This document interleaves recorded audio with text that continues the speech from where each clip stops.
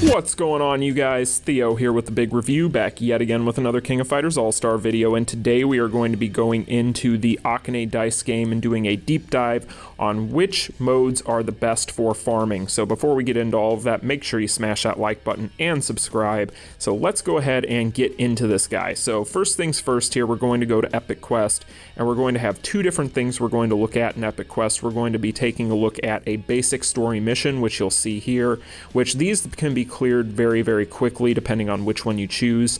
I do recommend this one for this particular chapter of Epic Quest because, as you can see there, it is very quick and easy clear. But for a basic story mission in Epic Quest, you're going to get 10 dice.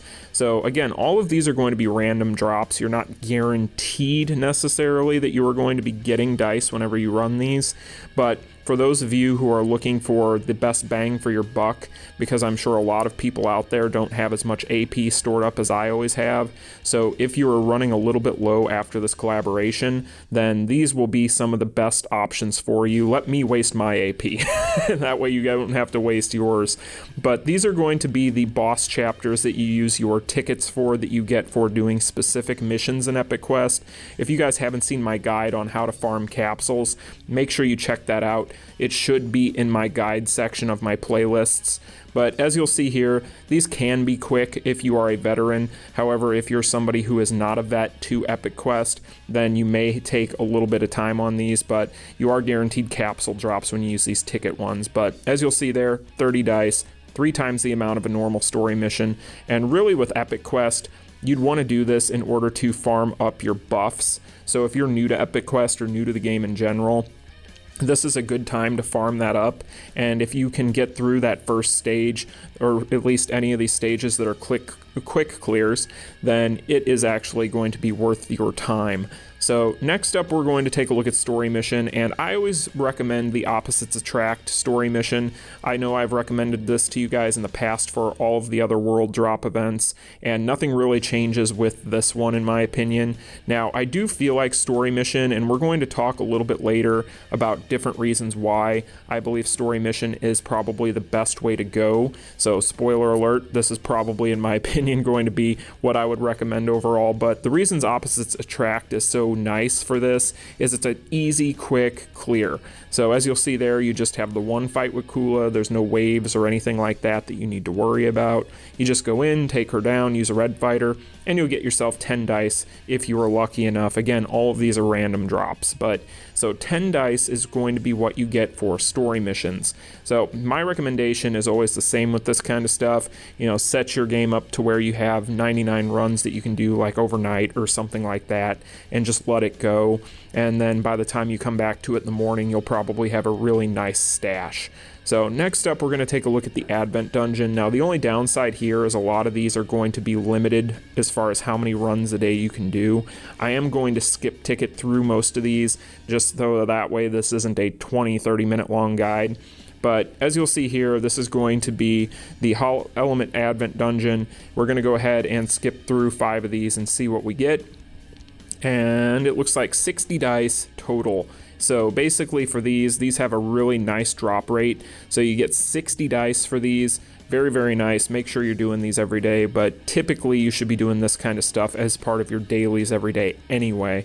Now, next up, we'll take a look at the Hall of Elements dungeon here, and I'm sure that this is going to vary depending on the tier, so don't worry about it too much if you can't get these exact numbers if you're not at the bottom, or at the top tier rather, but this is going to be another 60 dice here, so pretty consistent so far for the Advent Dungeon drops.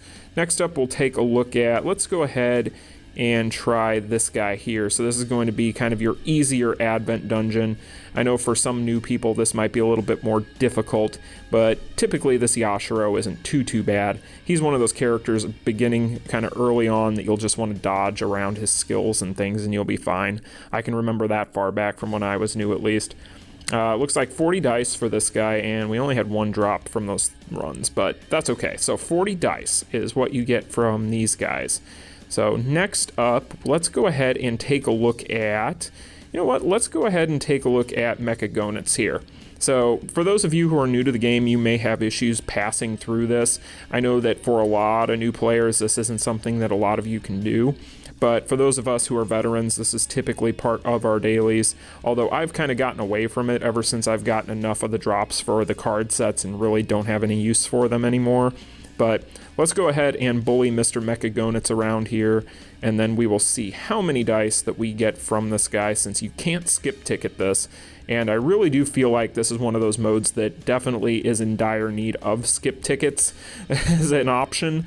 It really is, because honestly, I don't think that many of us are very intrigued by this mode anymore. Back in the day when it was first released, it was kind of more so one of those things that a lot of people talked about, and it was a bit challenging, but anymore now, when we have so many strong characters, especially with Awakening, these bosses like Shizuru and Mechagonitz, they're just nothing anymore. But let's go ahead and see what we get here. So 60 dice. So you get 60 dice for a run here, so that's definitely worth it.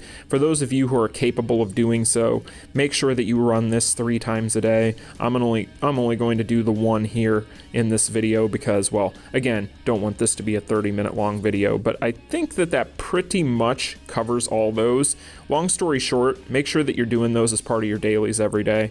So next up here, we're going to take a look at the power-up dungeon, and again, I'm going to skip ticket these. So first off here, we're going to go ahead and do the highest difficulty for the gold mission, and let's go ahead and find my gold team here. All right, so I do these every day anyway, and again, these are things that you should largely be doing for your dailies regardless, but it looks like you get 30 dice.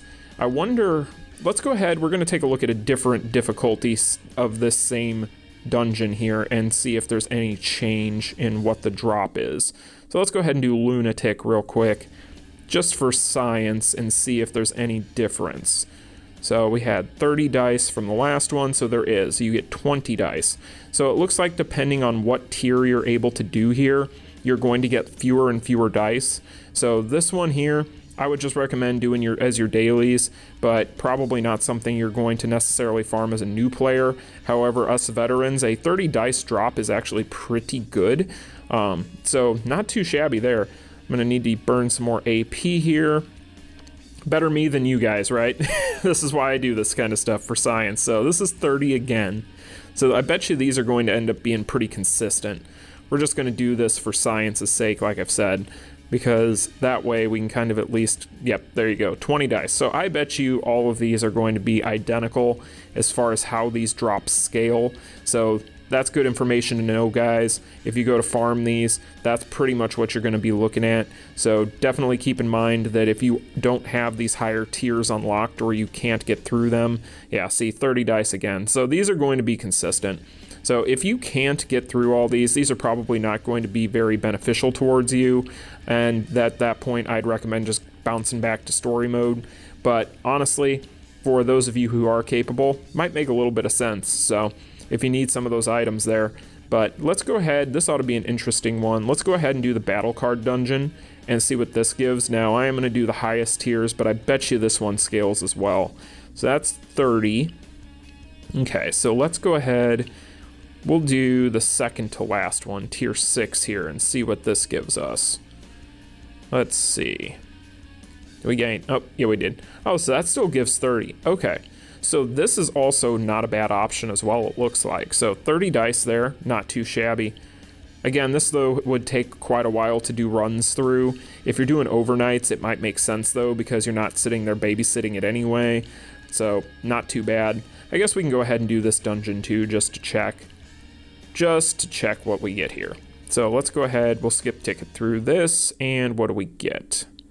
20 dice, so fewer than some of these other dungeons, so this one wouldn't make any sense, and this wouldn't be one I would recommend anyway, but okay, so that should about cover that. I would assume that the rest of these are pretty much going to be consistent. We don't need to worry about those. Okay, so that is going to be those.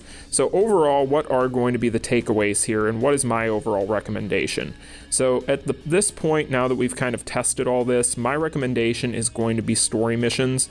So there's a couple of different factors here. You can do Epic Quest if you want, like I've said, because if you want to grind up your buffs, as long as you can find a mission that's quick and easy, kind of like that first mission I showed you guys, then that would make a whole lot of sense for you.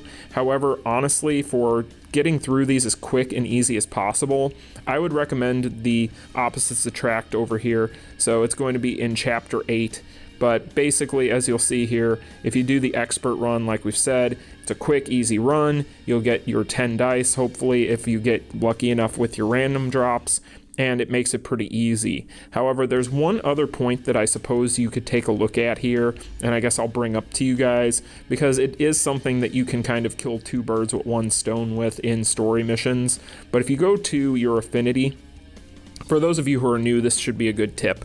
So I know that I have a few here at the bottom I can show you this with, but basically when it comes to affinity items, if you go into whatever specific character you're looking at, you can see where you can get their affinity items. You can also see which characters they share affinity with. So if you want to farm affinity items and therefore also be able to possibly farm rubies, I don't have very many left myself, but I can show you a few here that I've been saving. But basically, you can farm these affinity items and you can get your character's affinity leveled up on top of being able to hopefully get your dice drops. So, like I've said, story mode I do believe is probably the most beneficial, especially if you don't have a lot of your character's affinity high level, because you're able to also grind rubies technically this way as well. And with the Lament of the Boss Syndrome banners coming in the next week, this actually is going to be pretty beneficial towards you. And this was something when I was a new player that I did quite a bit. I obviously wouldn't recommend wasting your skip tickets on all of this, but for posterity's sake and for the sake of time, I'm just going to use mine. Like I've said before with other things, better for me to use my resources than you. But yeah, guys, this is going to be my recommendation, is just do story mode. And like I said, if you're somebody that does still need to grind up Epic Quest, there is some value there as well. But it really just comes down to what you're doing. I would say if you need to grind some of these things that take a little bit extra time or aren't going to be as quick as story mode, maybe save those for your overnights. So like your power-up dungeons or even that battle card dungeon, if you can reliably kind of set it aside and do it on auto. Any of that kind of stuff that is going to take longer to get through, that would probably be usable for your overnights as far as what you'd want to choose there. But those are just some tips, guys. I hope that this was something that you found beneficial. I really do think that people really need to kind of try to multitask in the next week and try to do a lot of this kind of stuff if they can, because not only does that dice game have that rounded mileage for getting that dimensional invite, but you could also get a lot of rubies from that if you get lucky enough to land on them, and there's also going to be rubies on the mileage as well. So overall, I do think that it is worth it to be grinding this right now, because it's going to be a situation where by the time we get to the banners for the Boss Syndrome characters, you could probably get yourself a nice little amount of rubies just from doing this kind of stuff. You know, I'm not saying it's going to be thousands and thousands of rubies, definitely not, but you could probably get yourself a multi's worth of rubies by the time that rolls around in the next week. So hopefully that was beneficial, but I'm going to try and do some of these here myself. I think this is only like my second round at this point, though. I have not been grinding it yet. I've actually been too busy doing this type of stuff for you guys and actually putting together another video that you'll probably see later on this week. So stay tuned for that. But yeah, guys, this dice game, though, I'm pretty happy with overall. I'm glad that they brought this in and are doing this, because really with these kinds of things, for people who have been burning through a lot of their resources during the collaboration, who aren't people like me or other veterans that have just huge stockpiles of different resources, these types of things are a good way to kind of recharge your stuff. So overall, I do think that you should try to get as much out of this as possible. And as you've seen here, it is possible to get some extra rubies out of this thing too. So overall, not too shabby. And like I said, I hope that this stuff was beneficial to you guys, because you definitely want to make sure that you get through this entire mileage in the next week. And a week isn't a very long time in this game, so you need to keep that in mind. So make sure that you are grinding appropriately. But that's pretty much going to be it for that part of the guide, guys. Now, there is one other thing I do want to address. I had been asked yesterday by someone if I could go over what hammers are best to pick from the selection box that you'll get out of here. So I'm going to go ahead and do that real quick. after I collect all this stuff. But if you take a look here, I had briefly mentioned this yesterday. The only one of these stones that I really recommend is going to be this power charge stone, so the square yellow plus imprint stone, because this guy here giving you this extra power charge rate, which I believe off the top of my head goes up to 8%. I don't even worry about the when awakened part of it, but it is beneficial in certain modes, so that's very nice. Not saying it's not, but the big thing is the 8% power charge rate that you get there. I actually use that on a lot of my characters, but then you can take a look at this one too if you want, if you don't have this, because this recovery of HP effect is actually really beneficial against immortals and certain things like that. So it's always good to have a maxed out version of this stone, maybe have 1 or 2 of them laying around, and then use those spark plugs to kind of detach them from characters and attach them to different characters that you might need them on for specific modes like Immortal Dungeon. So those are the 2 that I would recommend. The rest of these, I would largely just wait until you can get a good gold R stone for your characters. But that's going to be it for the guides, guys. Hope you found them enjoyable. Now we're going to do a quick summon session, and I'm actually going to throw it over to me from yesterday. So take it away, me from yesterday. All right, you guys, so let's go ahead and do a quick summon session, see what we get here. So I've got 2 multis worth of cards and 2 multis worth of characters that I can do here. So hopefully we can get a little bit lucky with this one. Not sure where I'm going to put this clip, but oh, look at that. We got a Fest card, and it's another Akane card. All right, well, I probably shouldn't have skipped that. I had another, what are we looking at here? I now have 6 sets of Akane cards. Awesome. Cool. I'm never going to use 6 sets of Akane cards. At this point, most of these Fest sets that I don't use, I just put on my striker characters, just so that way they have a little bit extra CP. I was going to say, am I going to get lucky again here? But no, it's looking like just generic, we'll skip this. Just generic 5-star cards. Okay. Well, now we can do the characters, though. See what we get here. We've actually not been getting too lucky with these tickets lately. There was a time there where we were on an absolute tear with these. We were just getting all kinds of cool stuff. Nowadays, can't get anything. Well, let's see if we get lucky here. Oh, whoa! Wow. Okay, well, never mind. So much for bad luck. That's Psyche, right? Okay, Psyche. Okay. Is that Geese?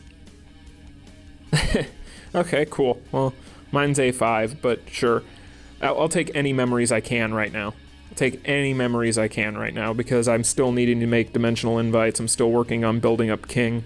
So, but yeah, this has been, if we don't get anything here, that's fine. I mean, we just got 2 fests on 1, so can't really complain. But, oh wow. Are you kidding me? Cool. Well, who's this one gonna be? Another one?